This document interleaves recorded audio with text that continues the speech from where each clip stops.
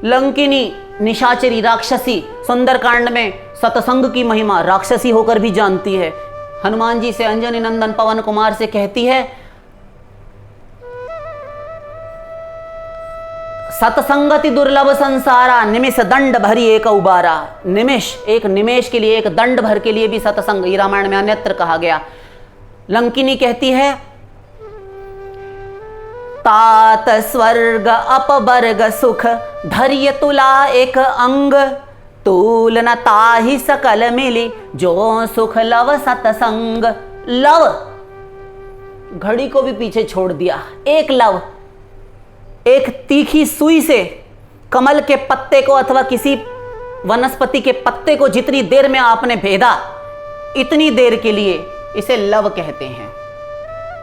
धैर्य तुला एक अंग, तूल न तात, हे तात, हे प्यारे, हे श्री हनुमान जी, स्वर्ग और अपवर्ग अर्थात ब्रह्मलोक पर्यंत ये 11 कक्षाएं स्वर्ग की, एक स्वर्ग नहीं, 11 कक्षाएं स्वर्ग, और इससे परे माया के परे वाला अपुनरावृत्ति हो ना हो, पुनरावृत्ति ना हो, यह अर्थात अपुनर्भव मोक्ष, साष्टी सामीप्य सारूप्य सालोक्य सायुज्य, ये 5 प्रकार की मुक्ति, आवागमन मिटा दे। अनंत कोटि स्वर्ग और ब्रह्मलोक निछावर, एक परमाणु तुलामपि, एक परमाणु पर मुक्ति के। क्योंकि ये तो ब्रह्मलोक तो पूर्व प्रवचनों में और सदा से आप सुनते आए हैं कि भवाटवी का चक्कर लगाना पड़ता है, मोक्ष में नहीं आना पड़ता। किंतु लंकिनी कहती है, राक्षसी, नाम लंकिनी एक निशिचरी, वह राक्षसी कहती है कि ये स्वर्ग और अपवर्ग, मोक्ष और स्वर्ग के सुख, धैर्य तुला एक अंग, एक तराजू में रख दिया जाए पलड़े में, और दूसरा खाली जो पलड़ा उस पासे में एक लव का सत्संग, तीखे सुई की नोक से, तीखी सुई की नोक से आपने पत्र को भेदा, इतनी देर का सत्संग रखा जाए। वह तो और आगे निकल गई। लो,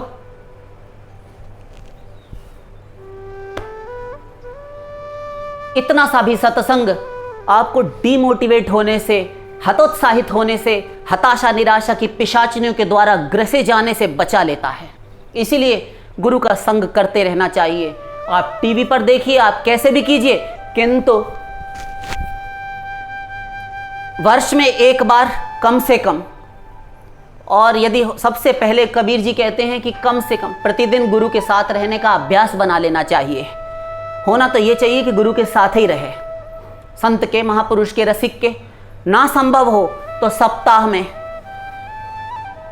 प्रतिदिन तो कम से कम पास जावे, नहीं तो सप्ताह में एक बार, ना हो तो एक पखवाड़े, एक पक्ष में, शुक्ल पक्ष कृष्ण पक्ष, मास में यानी 2 बार, ना हो तो मास में 1 बार, तब भी ना हो तो 3 मास में 1 बार, फिर भी ना हो तो 6 मास में 1 बार, और यदि कुछ भी ना हो तो वर्ष में 1 बार तो महापुरुष के पास अवश्य जावे। किंतु हम इसके पक्ष में नहीं है, क्योंकि आजकल यहाँ सुना यहाँ भूल जाते हैं तत्वज्ञान। हम वर्तमान युग, परिस्थिति युग, धर्म को देखते हुए बड़ी नाजुक दयनीय दशा है, बड़ा बीभत्स चित्रण है हमारे समाज का। इसीलिए कह रहे हैं, कबीर जी के समय पर उतना पाप नहीं था, ये सोशल मीडिया नहीं था, गंदे आचरण उतने नहीं हुआ करते थे, इसलिए उन्होंने ऐसा कह दिया।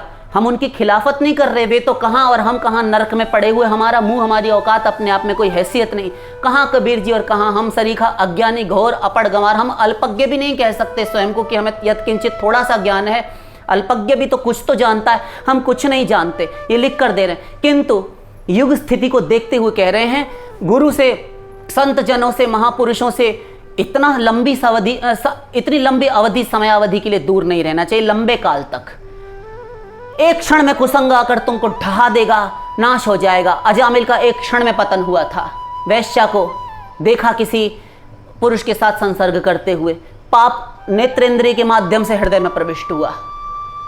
थोड़ी थोड़ी देर में पाप आ जाता है। सूरदास जी कहने की बातें नहीं है, किंतु संसार जानता है, वैश्यागामी हो गए। बिल्व मंगलाचार्य जी वैश्यागामी हो गए। ये महापुरुष लोगों की करनी। इसीलिए डिमोटिवेट नहीं होना चाहिए। ये प्रश्न साधक का ऐसा है, इसीलिए हमें इनके पूर्व जीवन के विषय में थोड़ा सा एक फेंकना पड़ा, अधिक नहीं बोलेंगे, क्योंकि अब वे भगवान हो चुके। अब वे महापुरुष नहीं है, वे भगवान हैं, इसलिए बोलना सही नहीं।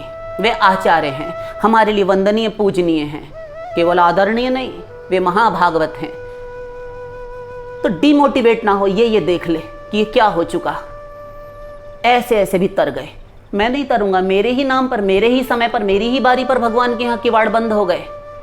ऐसा नहीं हुआ करता। तो आशा रखनी चाहिए, भगवत प्राप्ति मुझे अवश्य होगी, आशा बंद, ये दृढ़ विश्वास पहले मन में बैठा ले कि मैं अवश्य पालूंगा, इसी जन्म में प्राप्त करूंगा। ये ना सोचे ठीक है एक दिन तो हो नहीं, इसी जन्म में होगी। फिर यत्किंचित रह गई तो अगले जन्म में अपने आप चला जाएगा वो, ठीक है, तुम्हारा पतन नहीं होगा। अपनी ओर से भरसक पूरे प्राणों की बाजी लगाकर अपने आप को सारी आत्मशक्ति झोंक कर भगवत प्राप्ति करनी चाहिए। तुम्हारी केवल एक ड्यूटी, और तुम्हारा कोई कर्तव्य कर्म नहीं। कर्म धर्म का निरूपण जो किया गया ये सांसारिक लोगों के लिए है, उच्च साधकों के लिए। शुद्ध भक्त, शुद्ध कृष्ण भक्त शब्द ब्रह्म की परिधि, उसकी सीमा का भी अतिक्रमण कर उसका उल्लंघन कर जाते हैं। इसलिए तुम ये मत बैठो कि मैं ओमकार जपूं, कि मैं ये करूं कि वो करूं। कोई नहीं, तुम्हें केवल जो तुम्हारे द्वारा, तुम्हारे गुरु द्वारा प्रदत्त साधना है वही निर्दिष्ट साधना तुम्हारे लिए है, वही तुम्हारे लिए भव भेषज है, इस भव रोग की औषधि है, इस भव समुद्र से पार होने के लिए एक नौका जहाज है।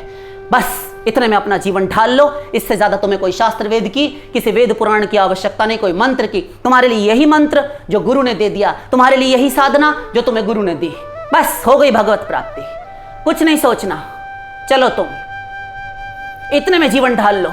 एकांत में समय मिले कर्म संन्यास की साधना कई बार बोल चुके हैं।